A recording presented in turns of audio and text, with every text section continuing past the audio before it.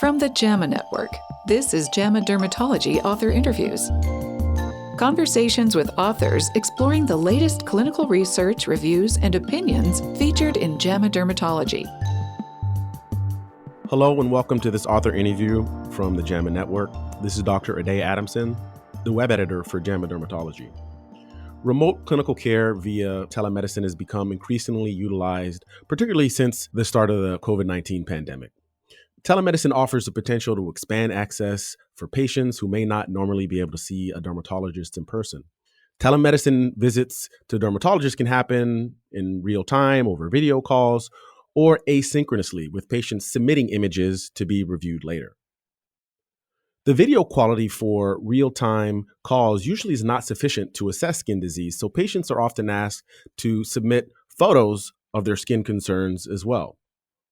Because patients are asked to take photos of themselves, poor quality photos can be a variable, which may limit the confidence of a dermatologist to render a diagnosis. In a new study in JAMA Dermatology, authors aim to determine whether an artificial intelligence decision support tool could improve the quality of images submitted by patients for telemedicine dermatology visits. Dr. Roxana Daneshjou is a clinical scholar in the Department of Dermatology and a postdoctoral research fellow in the Department of Biomedical Data Sciences at Stanford University. She's the senior and corresponding author of this new study and is here to discuss this work and its findings. Dr. Daneshjou, welcome back to the podcast. You were here a couple years ago, and now you're back. Yeah, thanks for having me back. You know, I love talking about artificial intelligence in dermatology. You are one of the leading experts in the field of dermatology related to artificial intelligence. So it's always great to read your work and to talk to you about the latest and greatest in artificial intelligence. Thank you. That's very kind of you. So, what do you want to talk about? I want to talk about this paper that has just come out in JAMA Dermatology, where you're trying to address a persistent problem. The lack of good quality images submitted by patients, often through no fault of their own, and how we could design a tool in order to help with this problem. So how did you go about starting to try to answer this question? Do you do telemedicine as part of clinics that you have at Stanford? Was this something that you heard other providers had to deal with and you thought, hey, maybe AI could help with some of these issues? So, actually, this is a very personal project, personal story, in the sense that I was finishing up my dermatology residency in 2020, and suddenly something happened. It was the COVID-19 pandemic, and it felt like almost overnight we were asked to switch all of our care from in-person visits to telemedicine. And prior to that, I had very limited experience with telemedicine. And so what happened is that as a resident, I found myself supporting the attendings by reviewing the photos that were getting sent in prior to the visit, because we had realized very quickly that we were getting photos that were not usable. And so my job as a resident at that time was to click through all the photos, try to assess whether or not you could see the skin disease in the photo appropriately, whether the lighting was good, whether the image was blurry or in focus. And then if there were issues, I would call the patient up and try to walk them through how to take a better photo. As you can imagine, this process took up a lot of time. And as someone who was simultaneously doing AI research, I thought to myself, well, we have to have a better way of doing this than having humans spend all this time reviewing these photos and giving feedback to the patients. All right. So you assess that there's a problem. You're doing a task that perhaps could be automated by artificial intelligence. Next, as any good AI researcher needs to do, is you need to find a data set. Where did you find a data set and how did you develop that data set in order to design and deploy an algorithm? Yeah, so first we did some just like very basic pilot experiments where we used images off the internet and I rated their quality and we built I would say, like the first version to see if this is something that could possibly work. And we found that we could build an algorithm that could help decide whether an image was a good or bad quality image. And then from there, what we did is we had access to our telemedicine images that we had been getting from patients and getting IRB approval, de-identifying these images, and using HIPAA compliant servers. We were able to have clinicians label those images as whether or not they thought they were good enough for clinical use, and then also give a reason for why, if the image was not good enough, like, is the image too blurry? Is there a lighting issue? Is there a zoom or crop issue? And so actual telemedicine data formed the basis of the training data set for the algorithm. So you collected all of these photos that were used for telemedicine, and you asked the dermatologist rating the quality of the photos to drop them into a few buckets. You said lighting, blurriness, zoom or crop issues, etc. Were there more buckets than that, or were there just preset defined 4 or 5 buckets, or quote ground truth answers about why the photo was poor quality?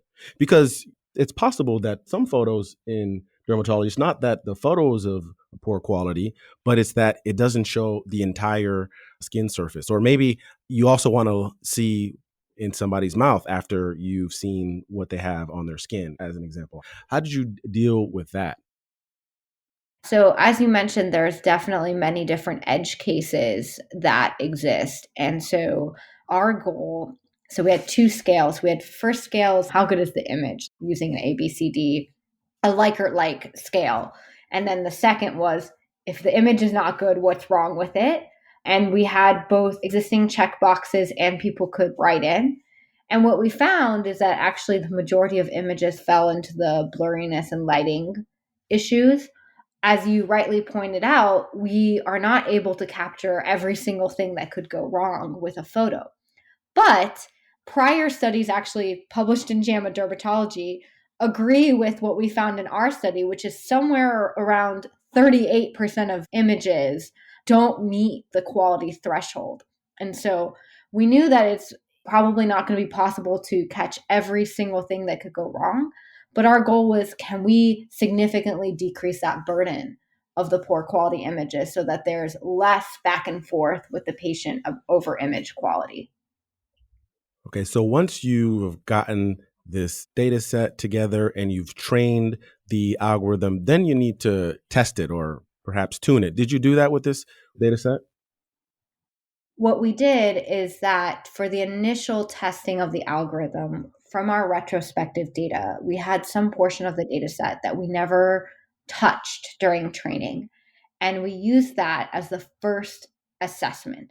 And usually in most papers in AI, that's how people do the testing of the algorithm. They have this test set that they hold out and look at after they're done with tuning on their training set and their validation set.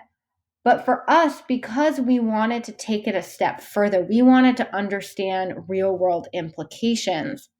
We wanted to do essentially a clinical pilot study that's in the real world beyond the retrospective data. And when it comes to prepare for that clinical pilot study, what we did do is, prior to starting the clinical pilot study, we collected some clinical pilot study data to do a little bit of fine tuning to freeze the algorithm before the actual trial starts. Research has shown that as you move algorithms from one setting to another, say maybe retrospective data to, for us, we were actually doing it in a clinic setting, there could be some slight distribution shifts. And so fine tuning prior to starting in a new type of setting is one way of trying to address that ahead of time. I actually believe that even with this algorithm, before we, during the entirety of the trial, the algorithm was frozen. No changes were made once the trial started. But I believe that when we're dealing with AI in the real world, we are going to have to continue to interrogate to make sure that the algorithm is performing well in that setting and make adjustments as variables might change. For example, if there is a new smartphone that comes out and the camera settings on that are a little different, you might have a performance drop off. And so this idea of also doing monitoring once algorithms are launched is actually an important thing to keep in mind for people who are developing clinical algorithms.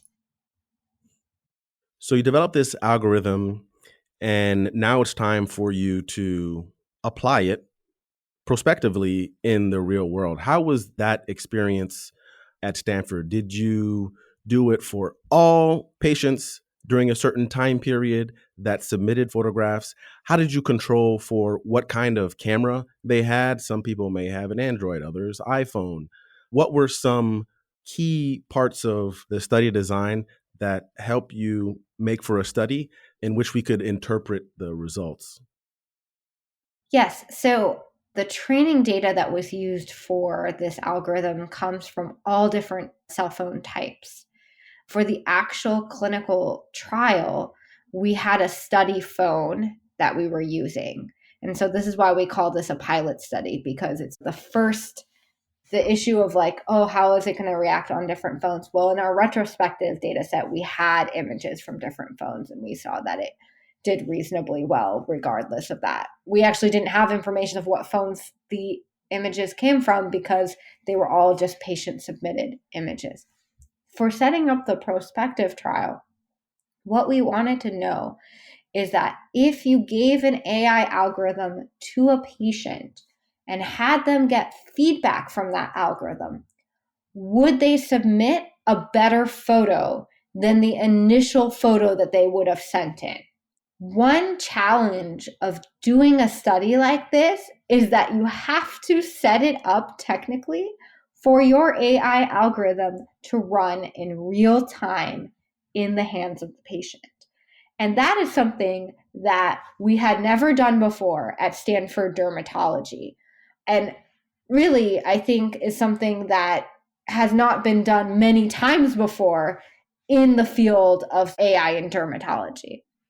And so that actually took a little bit of technical work to figure out how to set this up in a HIPAA compliant manner on a secure phone that was used just for the study. And so basically the setup was that any patient that came during a certain time period, this study was actually done in the clinic while the patient was there. So it's sort of simulating the at-home environment. It is not exactly the at-home environment because obviously lighting in the clinic and the clinic environment is not the same as the at-home environment. But what we did is we had this study phone that had the AI algorithm, and every patient that came through was asked at the end of the visit, would you like to be a part of this study? As a part of this study, what you will do is take an image of any lesion on your body that you came in to see the dermatologist for today already, and just use this algorithm to decide what to submit.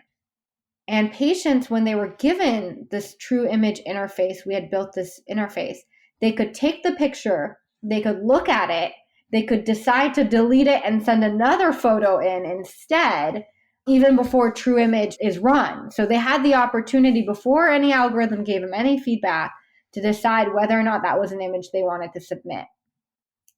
And that was interesting to me is because they were looking at these images that were really blurry or not having good lighting and hitting the submit button and not deciding to retake it, and then getting algorithmic feedback to say, hey, actually this photo is not good and this is the reason that the photo is not good. Please. Did they always retake it, or did some people just smash the submit button regardless of the feedback? That's a really good question. We were trying not to intervene with the patients while they were using the algorithm. So I stepped out of the room because I wanted to give them the opportunity to behave however they wanted to behave with the algorithm. What we did with those images that we took is that we took them, both the initial images and any images that were taken with true image, and we gave them to a set of dermatologists who were not in the room. They didn't know what images were labeled as good or bad, and have them independently label whether the images were good or bad. And then we saw that post true image use, we were able to improve 68% of the poor quality photos. So a success. Yes, I would say a success for a pilot. I always like to be honest about limitations. As I mentioned, this was done in a clinic environment, which has a different lighting environment. This was done with a study research phone. So the smartphone was the same in all cases. But a success enough that has now allowed us to move forward with our future study, which we're getting ready to do, where we've actually built an interface that can be used at home, and then patients can use it on whatever device that they want at home, and they'll submit images. And so that will be closer to the real clinical application. That being said, we have clinicians take photos all the time in clinic, and even our clinician captured images are not always the best quality. So I do think that showing that this works well in the clinical environment could also have use cases there that we could pursue. And I would also say that it'll be interesting to see what your findings are in the quote real world or the usual environment that patients are in, because sometimes they're outside, sometimes they're in their car, sometimes patients are taking photos at the kitchen table, areas that are a lot different than in a clinic room or in an exam room at Stanford. Are you concerned that the out of distribution kind of problem that faces a lot of AI algorithms is going to be a concern here? So, of course, this is always something that we're thinking about and worrying about. But you have to remember that the training data was all images that came from at home. So, those images came from the kitchen, the outside, the sofa, wherever the patient was. And so the algorithm wasn't trained on images from clinic, it was trained on images from home. So, in some sense, that's kind of baked into the system. But I think this is also a reason that you do these kinds of studies is to learn the limitations of your algorithm and then figure out ways to remedy any performance drops that you may see.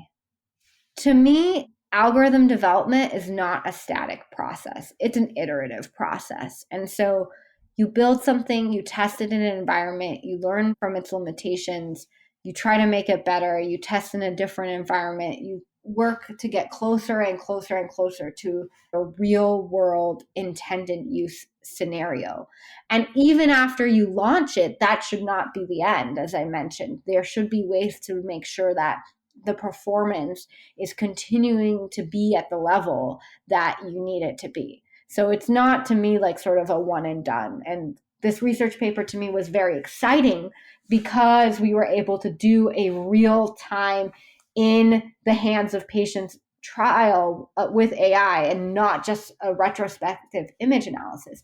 But this does not mean that this is the end of the work that we have to do. You bring up a great point about a lot of artificial intelligence studies, especially in dermatology, that are based on retrospective data. And there are a lot fewer trials where AI is used prospectively. Do you think that that's where we need to go now? And has this study kind of confirmed that that's where more of the focus needs to be about artificial intelligence, its application in the clinic? Yeah, I think that at this point, we have had many research studies that have made claims about the capabilities of artificial intelligence systems on retrospective data, especially in the diagnostic realm. And I think that in order to know what things are going to actually be useful in the real world, we need prospective research. You may notice that my study actually did not focus on diagnostic algorithm because many of the work that has been done has found that these diagnostic algorithms trained on retrospective data have a significant drop off in performance when they encounter the real world. And so for me, much of my research focus has been what are the pain points that will actually help dermatologists do their job better? And then also, can we actually do real world validation to make sure that these technologies that we're developing actually work in the real world clinical setting that we hope to deploy them in. I think that's an excellent point. Artificial intelligence is a tool. It's just a tool. And what makes great science is trying to use that tool in very important problems. And sometimes AI is used on all sorts of things that aren't necessarily big problems. So kudos to you and your team for seeing a problem and then finding a way to use a powerful tool like artificial intelligence in order to try to solve it. I want to thank you, Dr. Daneshjou, for this discussion. This is Dr. Adamson, web editor for JAMA Dermatology. You can get more of our audio at jamanetworkaudio.com. This episode was produced by Daniel Morrow at the JAMA Network. The audio team here also includes Shelly Steffens, Lisa Harden, Audrey Foreman, Mary Lynn Ferkaluk, Hannah Park, and Dr. Linda Brubaker, Senior Editor, Multimedia. To follow this and other JAMA Network podcasts, please visit us at jamanetworkaudio.com. Thank you for listening. Catch you on the next episode of the JAMA Dermatology Podcast.